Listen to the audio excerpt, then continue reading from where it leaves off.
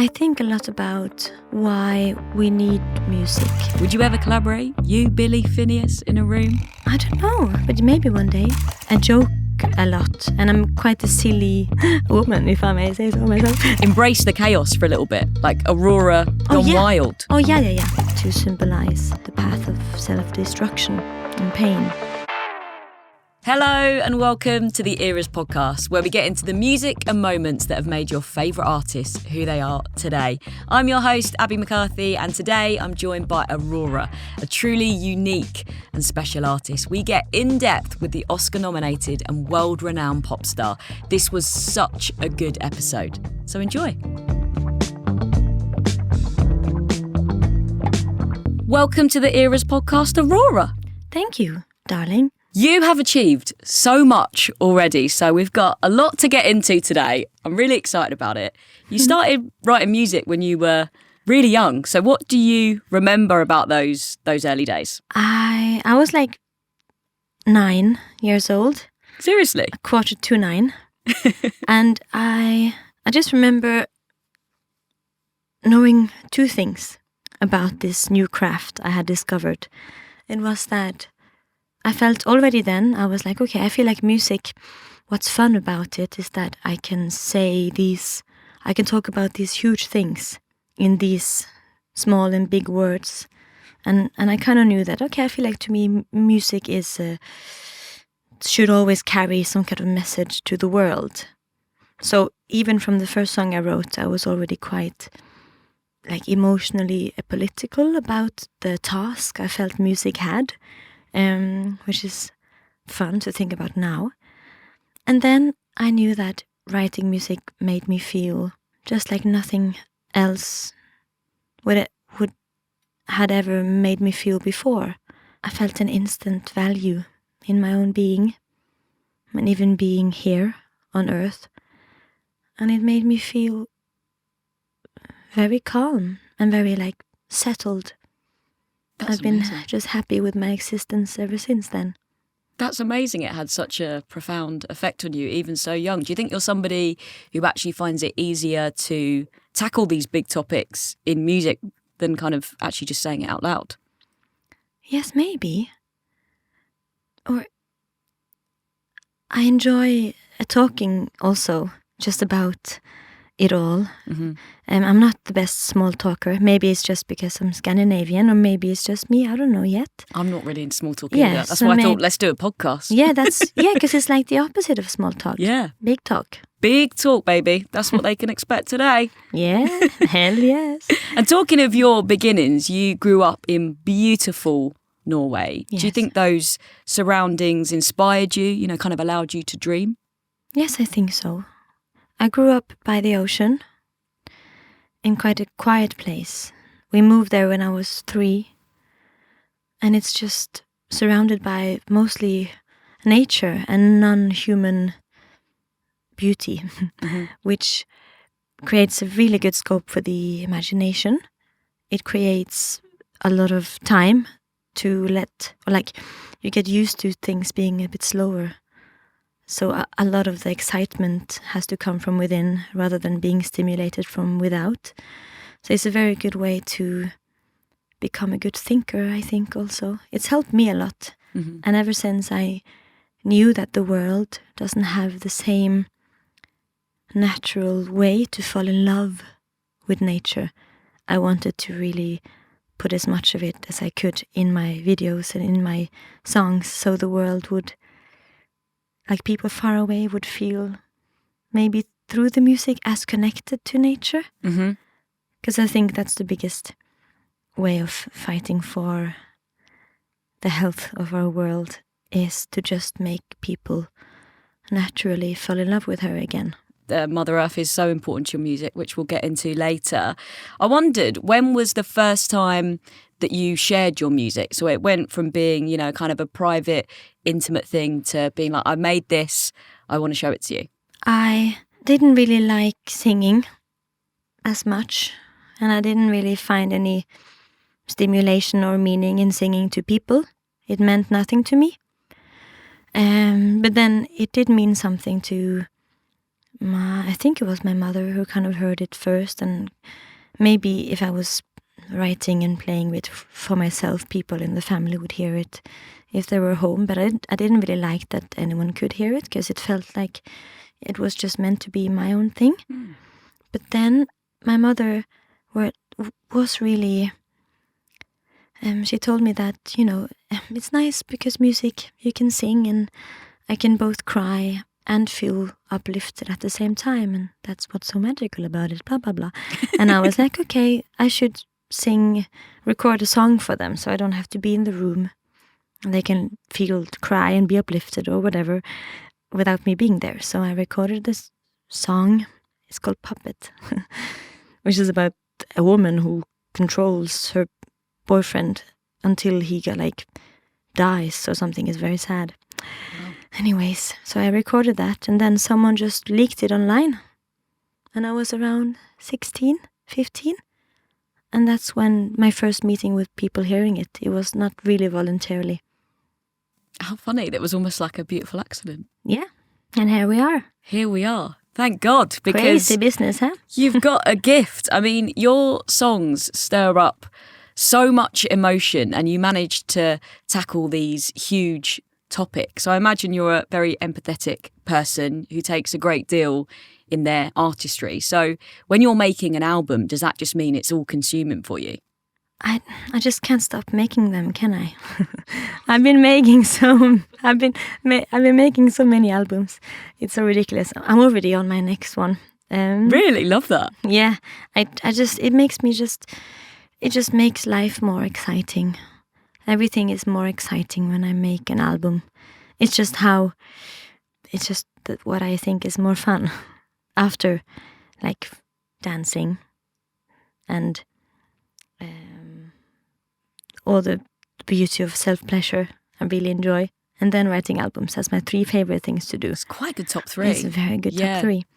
But I don't make music. I'd maybe add in cheese in my top 3. Oh, but that's such a fair... Yes, yeah. I understand. Yeah. Cheese is absolutely lovely stuff. Lovely business. It really is. Oh, it really is. I'm gonna... yes, anyways. I will, after this, eat some cheese. But yes, it's... I love making albums because ever since I started writing as a child, I actually made kind of a thought map, we call it in Norwegian. These bubbles with themes. Yeah. And I made this thought map. I was like, okay, so now I've opened this new world for myself. I can write music.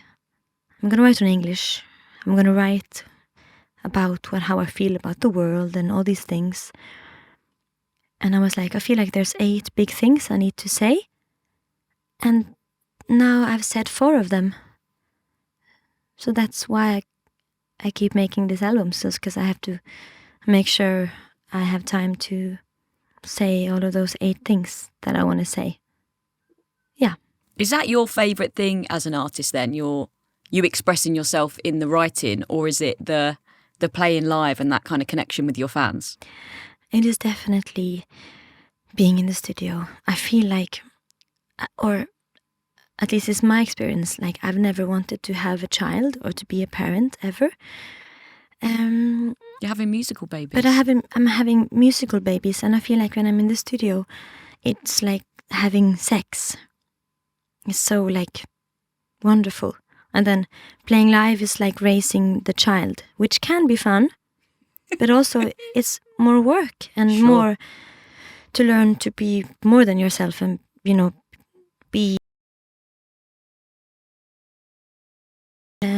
a beautiful thing to know how to do, but it's also tiring. It depends how much energy you have in your storage, Yeah. So I enjoy both, but being in the studio is just absolutely no, not adorable. That's wrong. I can't find the word. It's not adorable to be in the studio. Could be. You'd be adorable in the studio. Aww. We know that. Yeah, I can't find the word, but the most pleasurable. I love it. So as we were saying, you started writing songs when you were really young, and you were around maybe 19 when you first started to probably break into the music industry. As a young female getting into the business, did that come with any challenges? It's not always an easy place to be, is it? Well, no, it isn't. And often you notice things years after, not in the moment because it's normalized. Sure. But then in retrospect, like, it's hard for me to answer this question. I think I have to sit down and really think about it. But just the fact that I cannot answer this question really obviously, or have any really obvious or big examples, it does tell me that when I talk about feminism or when I talk about equality, I'm not really talking about myself, but it's more on behalf of who I know have had much more difficult and hard experiences. But personally, I've been very lucky. I found good people that are really nice. Mm-hmm. And I've always searched for good souls and immediately distanced myself from souls that weren't so good. And I don't know, I'm always very cautious of who I surround myself with. And I know that I can choose.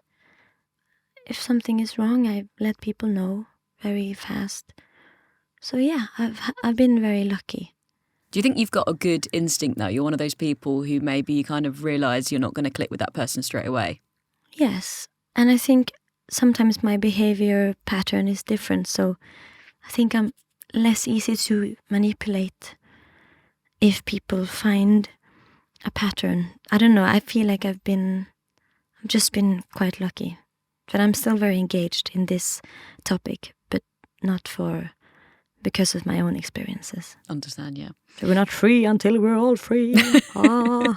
Exactly that. Yes. One of your earliest releases, Runaway, is probably one of your defining songs. Obviously had such a moment at the time, and then blew up again on TikTok a few years ago, brought a whole new legion of fans into the AURORA world. How did you find that? Did it make you kind of like connect with the song in a different way? No, I didn't really feel anything. Really? It just happened.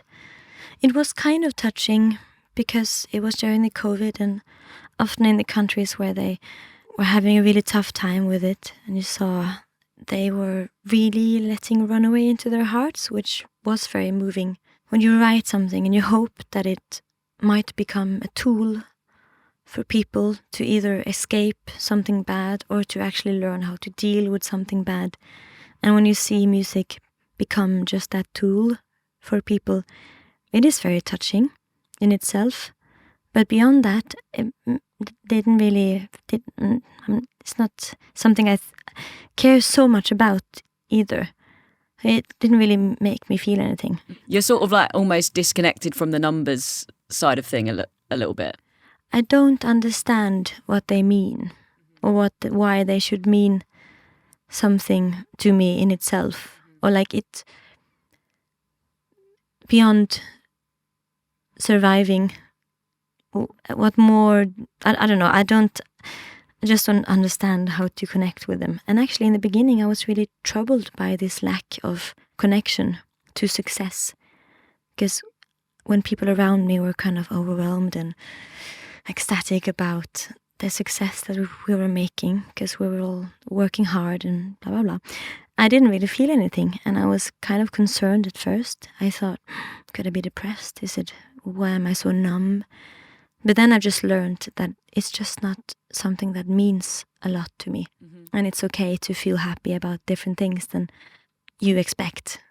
Yeah, just not my cup of tea, as you say here in England. The numbers will mean something to our listeners. That song is now on 850 million streams just on Spotify, which is phenomenal numbers. And that's ridiculous. You know, this song and the video especially is kind of cited as why Billie Eilish wanted to start making music. She saw what you did and was so inspired by it. So as an artist, are you aware that you're an inspiration to others? And, you know, you're a role model to people all over the world for what you kind of speak up about. Do you think about that when you're making music, or is it just like, I'm just going to make good art? I don't know. Maybe I am. I don't think that I do. I think a lot about why we need music. And obviously, I really believe strongly that the world needs music because it knows how to speak to us in a way that unites us, fueled by love instead of a common enemy or a hatred, because there's so much in this world that riles us up and unites us because we stand together against that side. Like we are so divided, and everyone is kind of playing us in that way, but music plays us in a much more beautiful and subtle way, which I think is really important. But yeah, I think about that I want the music to be the kind of music I feel like we need. But it's cool that music inspires more music. Seems like the perfect chain reaction. I guess it's just amazing, knowing you're making music from a real place, of truth. But someone like Billie Eilish being inspired by you must be amazing. And I know you've had the pleasure of meeting Billie a few times. Two of my favourite artists. I mean, I would give anything to be in that room. What was it like? It's beautiful. It's sweet. I met her and Phineas and her family, actually. At all times I've met her. I've always met all of them. We met, I think, in Australia once, maybe in England once, during the Oscars. I remember she was there. Yeah, she's just really sweet. And her family is really sweet.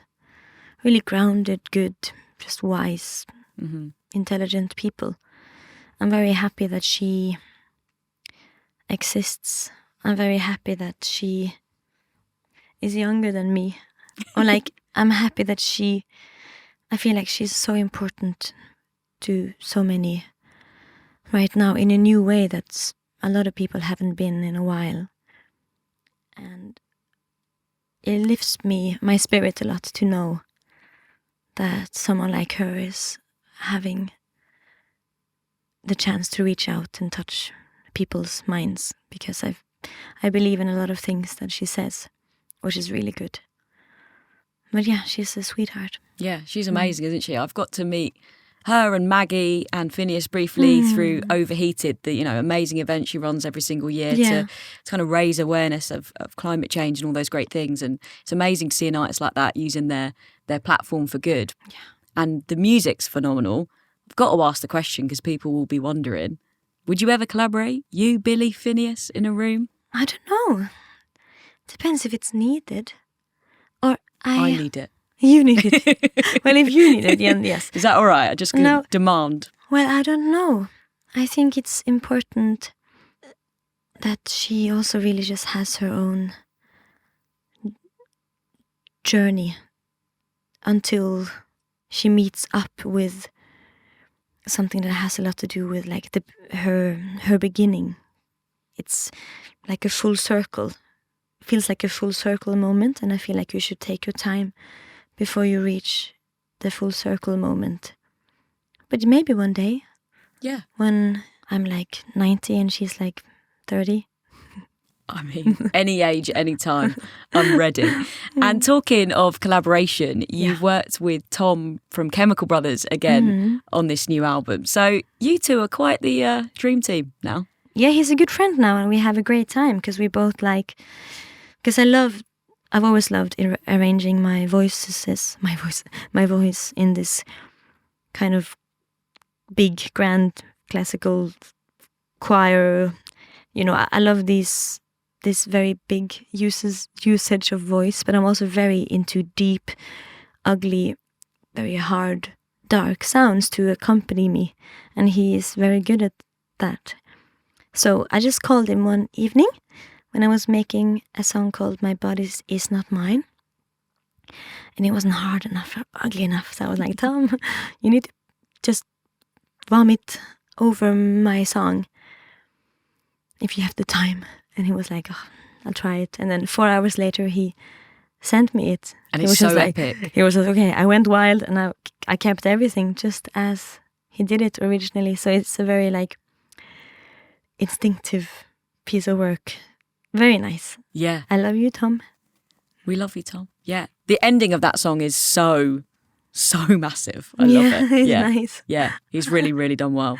And it's amazing to still see you working with Magnus as well. Like I love that loyalty, someone that you've worked with since the beginning, someone that's, in your band. What is it about the two of you that kind of works so well? I just love having fun, and he's my best friend in the world, I think. Oh. And we Yeah, because I take music very seriously. I write about very spiritual things, very like the world and everything that is good and bad about it. But with him, I always remember because I'm very goofy, or like I'm very, I joke a lot, and I'm quite a silly woman, if I may say so myself. No, but I'm like in my personality, I'm very like silly a lot, and I forget sometimes to put that side of myself into the music. So it's good to have him for like these silly songs. Like, do you feel like this disco song that for some reason managed to find its way on the album? And then Care for Me, these kind of more playful songs. And of course, that's always the songs the world chooses to blow up, which is fine. Shame on you all. Shame on all of you. Jesus Christ. But it's fine. It's fine. So Magnus, that you've been working with from the beginning, and then you've brought in some new names as well. Chris Griatti, who's quite a big name in the kind of rock space. It's people like Blink-182, Youngblood, Willow that he's worked with. So what did he bring to the table? Apart from that mullet from Socials, his hair. Yeah, his hair. Something else. Exactly, because I don't really write with new people, or usually I prefer to write just alone at home, and then I bring just my melodies and my lyrics to people I feel I can have fun with in that day.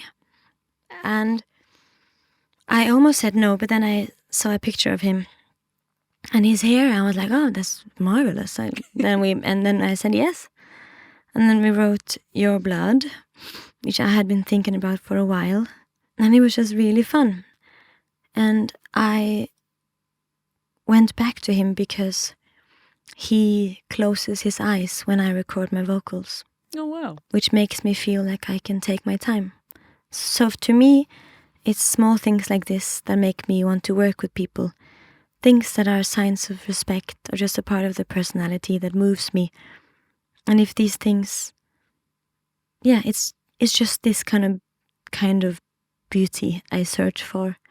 And he just has this one beautiful thing, and amongst so much, of course, but it was specifically this thing that made me write with him again. Yeah, that's amazing when you feel that comfortable and you can bring the best out of yourself. Another new name I noticed was Dave Hamlin, who's worked with people like Beyonce and King Princess. Yeah, that was pretty cool. Yeah, I don't know. I didn't know anything about him before we met, but I was really sick that day. I didn't have a voice. I sounded quite shit, to be honest.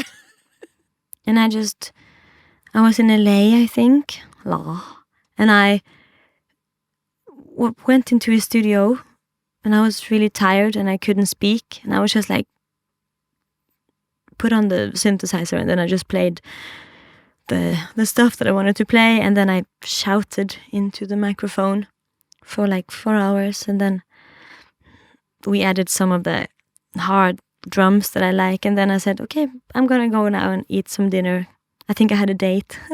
I was like, I had to go, love is calling. And I went. And then a bit later I was like, oh, but I actually quite like this song. It's perfect because I knew that the album needed to go from the soft beginning to something quite intense to symbolize the path of self-destruction and pain. So it was perfect to be a bit sick when I did it. But then I rewrote the lyrics when I came home to Europe again. And the album is phenomenal. Congratulations. Thank you. What Happened to the Heart is the title, but also the question really that you're asking of humanity. And it feels like it's really important and kind of like a perfect time for this album to come out with just, the chaos that we're living in at the moment. So I wanted to just hear a little bit more about the creative process, when this started, what you were feeling and what you were trying to say. I had just finished released, I think, my previous album, The Gods We Can Touch. The COVID had just happened,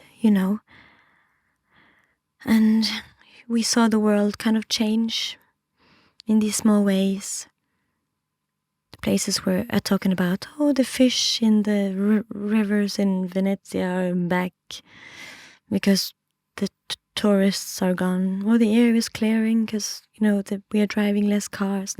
All these small, beautiful things began happening because it was changing and we were changing our pattern a bit. And then we went so quickly back, only worse. Because of COVID, we had become even more used to being on our phones, lonely. TikTok had arrived.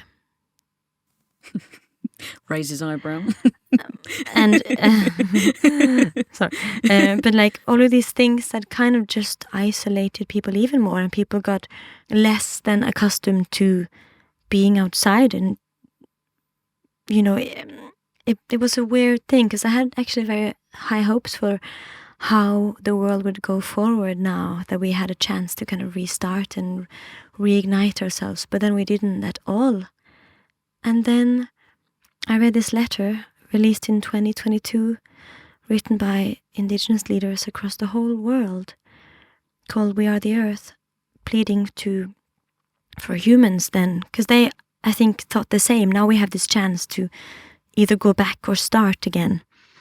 And they pleaded for mankind to, act more with the heart and less with only the mind, because whoever led us to where we are today, with less than the half or more than the half of the world being quite unhappy with the current state of it, something isn't right at all, like the way we have done things. And then I just thought about that for a minute, and I thought about the history of the heart. I read a bit about it. The ancient times, the heart was looked upon as the center of intuition, intention, spiritual interconnectedness, emotion, all of these big things.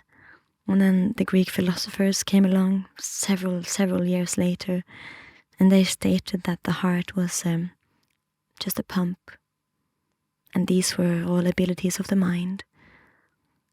And then the people we choose as our leaders is often gender-based, biased-based, I don't know, you know what I mean? Yeah, gender-biased, yeah. And again, women who then often are connected to, the feminine side of things, emotional side of things, empathic care. All of these things are values we kind of don't want in the people who are leading our world, which is awfully strange. And then here we are in a very strange place. And I believe we can feel it. I believe kids today, it's just a different mental health. Like it's hard for people. And I think they can feel this that half of us are dead. Or like something is just a bit off. Mm-hmm. I believe. I feel it. I believe people can as well. Yeah, so all of this, sorry, this was a long-ass explanation, but all of this kind of narrowed down to what happened to the heart. So all of that reading, and I know that you wrote this in lots of different locations to kind of like push yourself creatively. So yes. Where did you go? Set the scene. Oh, yeah, set the scene. Well, I started it in my living room, which is a safe space. But I was in an interesting state of mind that day. And I knew that this album was going to contain much more pain on behalf of the world, but also on behalf of myself. I knew that it was going to be quite a painful process to write this one. And then I just needed to make sure that I put enough light in it. So I wrote the very first track of the album, The Echo of My Shadow, was the first song I wrote. Then the second song I wrote was Invisible Wounds, the last song. And when I had done that, I felt very secure, because then I knew that I had enough light to embark this journey and also end it, that felt pure and beautiful. And then I knew now I can go into the world and write the ugly stuff in between those two.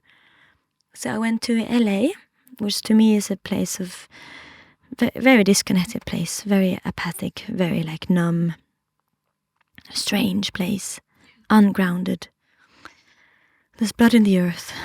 The land even belongs to the indigenous people. And so it's such a strange ground to be on. And I kind of made a lot of the beginning songs that are quite numb and is, kind of not regarding the real issue there. And then I went a bit to some dark places in Berlin. I went a bit to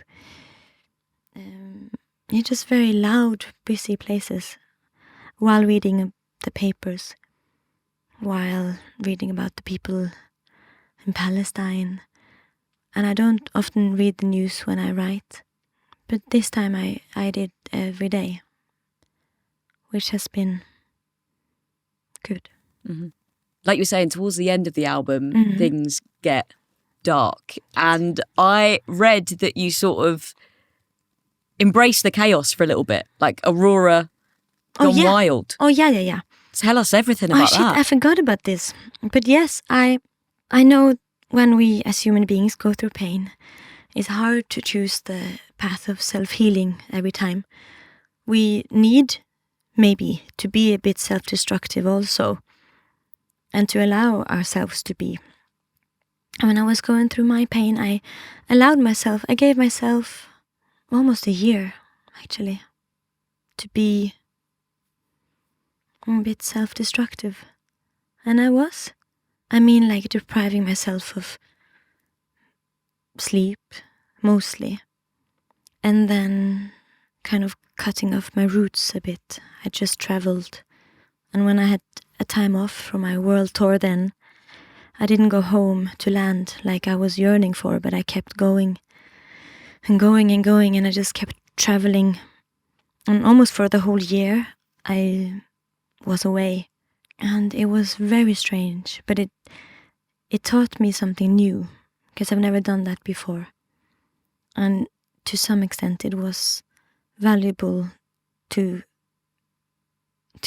for the album.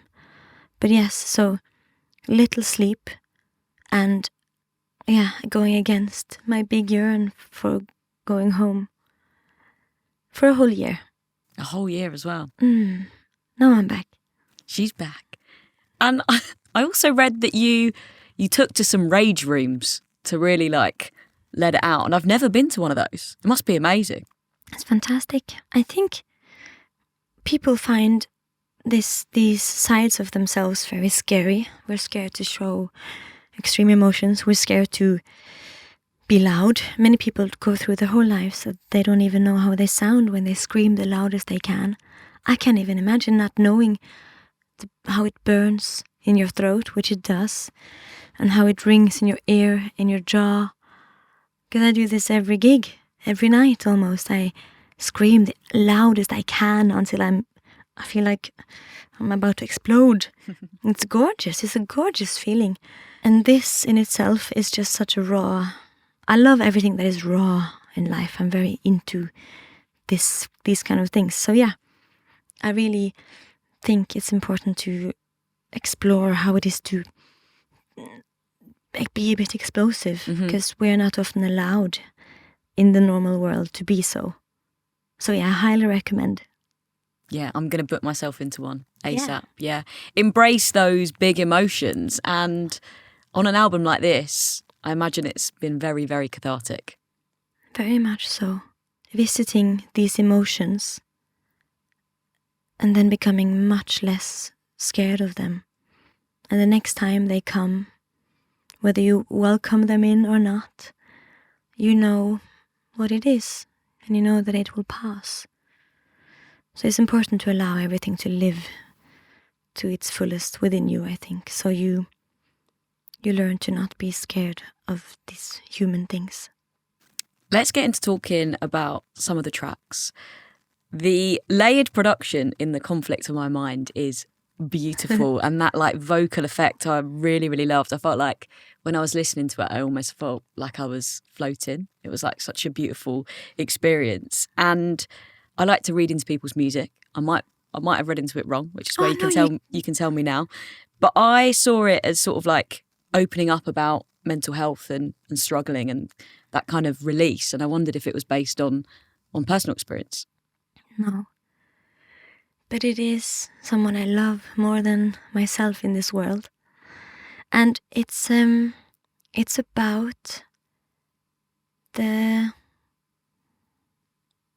when we love each other and yet we feel so guilty putting our sorrows and our pain on each other's shoulders. And then in the song I'm trying to say, I guess, because it is quite close in the verses, that's when I kind of don't know what is wrong, but then it opens up in the choruses to underline that the beauty when we open up to each other. And it's just about the honor of being there for someone you love, even though we feel so scared when we love each other to even trouble the other a tiny bit. But it really just gives such value to life. I don't think there's anything more beautiful I know in my existence than to be there for especially my sisters, the people I love. It's just seems like just the most important lesson for me to learn in this world. So yeah. I think people will really connect with the song because of that reason. I think when you're going through it yourself, even if it's the people you love, like, yeah, you can feel like a burden kind of letting out stuff like that. But like you say, it just makes your connection so much deeper. Oh yeah, it does. And it's the meaning with being here together. It's the whole essence of life, I think. Some type of skin. My God, it's a lot. My God, it's a lot. I've been saying that everywhere. It's so liberating, just like Isn't it? Screaming that out. It's so beautiful to feel it when I do it live as well. It's super overwhelming, and I love that I'm kind of scared every time. I never know if I'm going to hit it. And what's it about? Because I sort of read into it that it's about like building a tough skin as a human, but then not being kind of like too tough. You still want to be, kind and real. Yeah. Yeah, it's about building, I guess, thick enough skin to not bleed when anything brushes up against you, but also just thin enough to allow the light to come in. Or it's just dark. So you need to find a good balance, which is a lot. Just being human and trying to learn this craft during your life. It's overwhelming, I think. It's a lot just being a human on this planet right now, isn't it? And you've channeled that into the music for sure. And then I was looking at the song credits on Your Blood and The Conflict of My Mind, and one of the composers in the song is The Earth. And first of all, I was like, who's this hot new producer that I don't know about? And then I realised that it's to do with the Earth Percent organisation, right? Yes. So Earth Percent is a beautiful organisation that is also co-founded by Brian Eno. Now also my friend, beautiful soul. Amazing. And this organization allows people to be an environment activist without lifting a finger. So if you just listen to the music that is co-written by Mother Earth on Spotify, you're already an activist because you kind of give just credit that is already well deserved to the planet, and actual money will naturally go to a non-profit, I don't know what the word is, but thing, and it's beautiful. So yeah, this whole album is co-written by Mother Earth, which is a thing all artists can do. And should do. But it takes out of the, it's something the artist has to sacrifice themselves. So I wouldn't blame an up-and-coming artist trying to stand on their feet for not doing it. But I would advise artists who have for a long time been standing on their feet to do it. The dark dresses lightly. I really enjoy this one as well. Really? It's very Yeah. haunting and Yes, me too. and I love it. urgent. I wanted to kind of hear the story behind this one. But there's also Miranda's one of your favorites, which is interesting. Great choice. That's my sister over there. She's Miranda. But yeah, the dark dresses lightly. This is a very interesting one. I really adore this song too. I was imagining I can never say this fucking word right. Imagining I was thinking about this. Yeah, again, pain personified, and the dark dresses lightly, because I feel like she kind of does. I was thinking about having a discussion with pain, saying, let's sit down. I'm going to pour me and you a glass of wine. Oh, because you can hear the wine, in the back, like the clinking of the glasses in the background, can't you? Yeah. And now we drink the wine together, and I say something, and then you say something, and then every time we drink, and I say, here's to us now, my dear. We're being strong now. Now we're doing this. We're going to do the heavy work. Then we drink more, and the words are bigger, and the wine is flowing over, and suddenly the wine kind of takes us around the room. And I'm also thinking about all these people that often just sits alone and drink wine to deal with their emotions. So it's a very image that I think happens often, but I can see it so clearly, this drinking with the dark, and then it sweeps over, but then it gets kind of euphoric towards the end. And that's when you wonder, I guess I shouldn't have kept the knife in my heart for so long. Why didn't we do this before now? Why did we wait so long until pulling the knife out and just bleeding? Yeah. And then I guess I'm kind of having an orgasm in the end of the song, because it's so nice to open up that I'm like, yes. Oh, yes. And then I have an orgasm. The other song that I keep going back to is Do You Feel? This is 80s. It's like a club ready banger. And just like when I was listening to the album, it really like jumped out the speakers. It was like a really nice surprise. Yeah, I do like a good surprise. Yeah, I just always need a song that feels ridiculously playful and like just fun and not full of itself, but very like, ooh. And this song was just the funnest time in the studio. Me and Magnus were just having a blast, really. And I was exploring this new persona, singing, or I really explored how many ways I could use my own voice, because it's such a beautiful instrument. It's incredible what the voice can do. But yeah, so I sing in a very interesting way that we had a lot of fun with. But yeah, it's a very fun song. Very fun.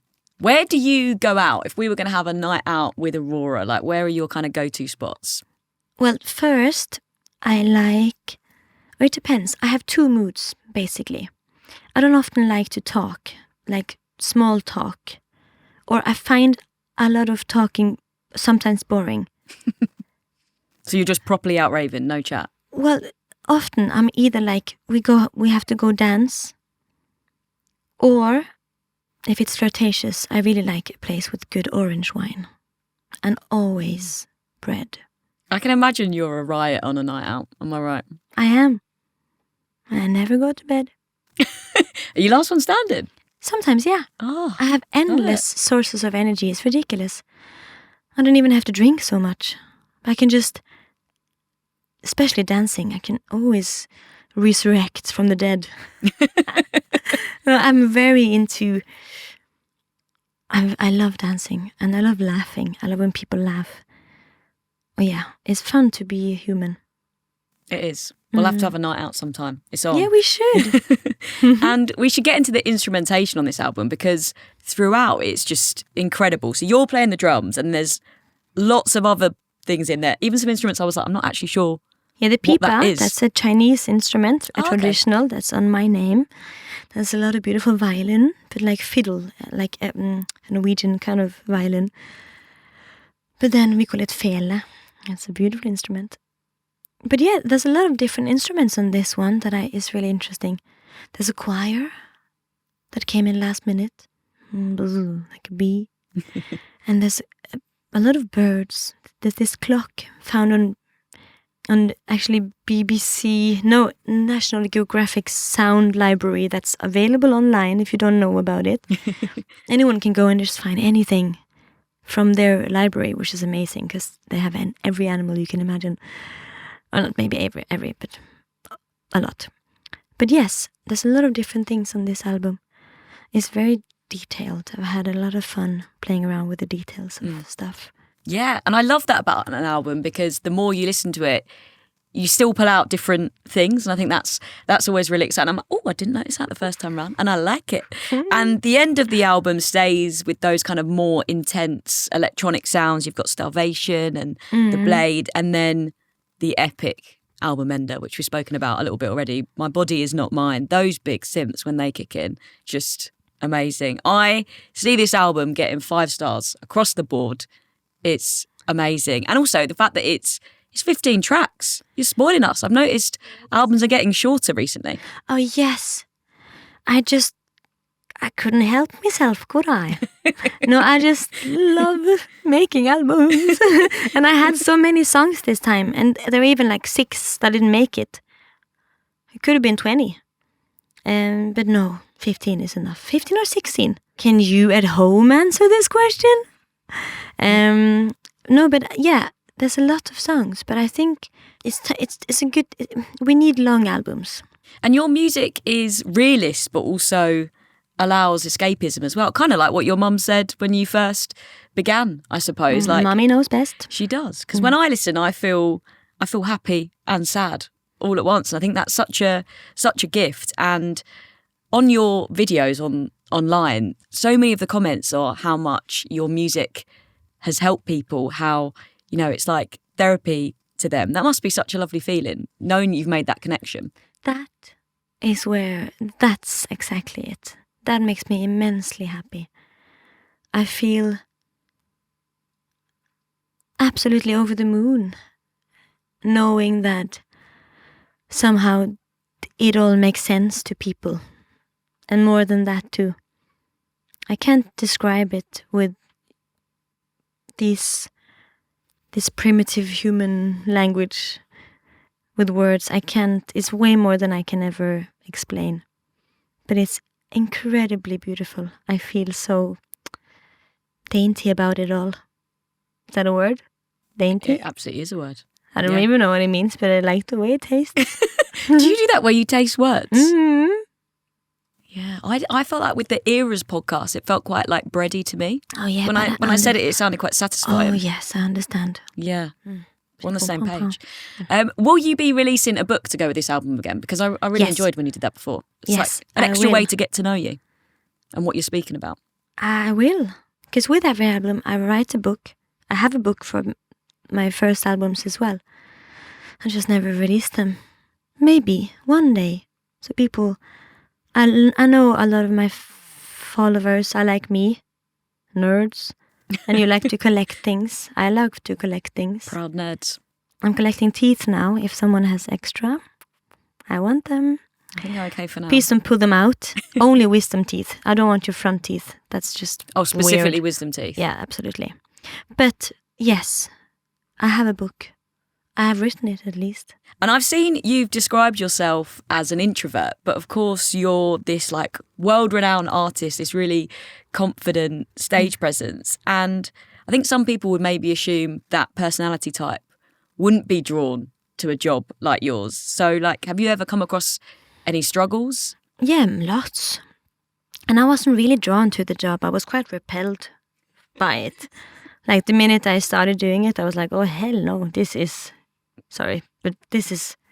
risky business I'm doing. I understand why there's so much mental suffering in this line of work, because it's intense. On the other hand, I'm really grateful that the world is less all about putting people on a pedestal like we were like before, because that's ridiculous.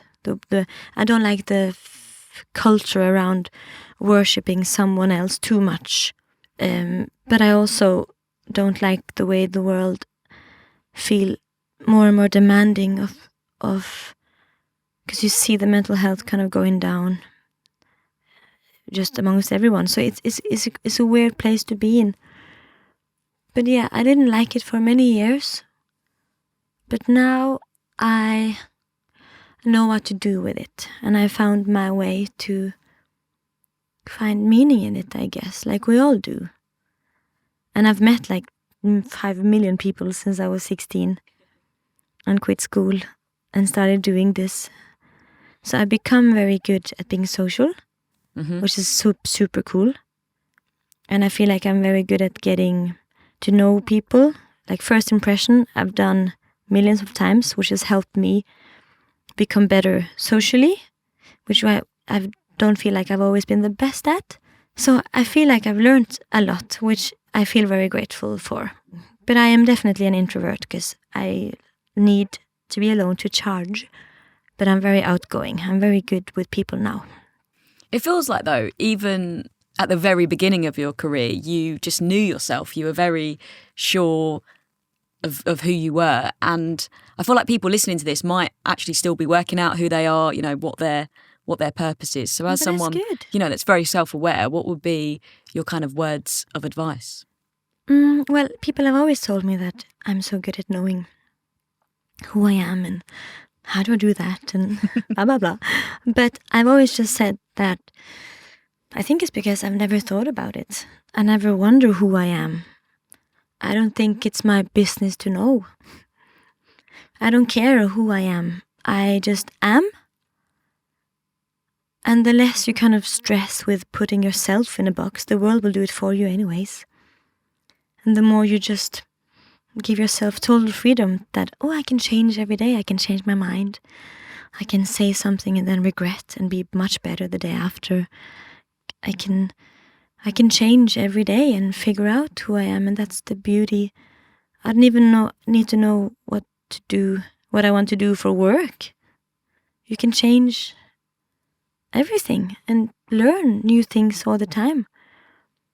And it's easy to be very safe in yourself when you're not analyzing yourself and just let go of the chance that people might be analyzing you and let go of the control we feel like we need to have on others' impression of us. It doesn't matter. Live freely and be present, I suppose. Yeah, just live freely and be present and be open. I don't know. That's how I think, and it's been very good for me to think like that. And setting the present aside and looking to the future of AURORA, do you have your next chapters mapped out? Because I know a lot of fans are like, there's 10 albums, we're just waiting for them to come out. There are 8 chapters, but I don't know how many albums will be in each chapter. Okay. Now I'm on chapter 4. That's all I have to say. And when I was doing the research for this, I felt like I get quite obsessed. I really look into the artists, watch loads of interviews. And I watched an interview you did on Norwegian TV. I was trying to kind of translate I did Pi. What's being said. No. And you were saying that you're going to release an album after you die. I just thought, wouldn't that be nice? So whoever grieves me will have a bit of a bandage on the wound, which is something. And I just thought, I can hear I started so young. I can hear my voice change. So I've taken care of all of these. I preserved a few of these demos from I guess every decade of my life. Whatever feels presentable enough. But just allowing them to be like they are, untouchable, like a time capsule. And I can hear my voice changing from in between the songs I've already chosen for that album. But yes, I'm going to just choose different recordings of me where you can hear me getting older, and then I'll be gone when the world hears it. It makes me happy to think about. I love that you've set time aside to do that so that the fans are going to have something even after you've gone. You're so dedicated to your craft. But what do you do when you're, not making music, you're not up on that stage? What do your days off look like? Like I always say, I masturbate. No, I From need morning to night. Yes, I do.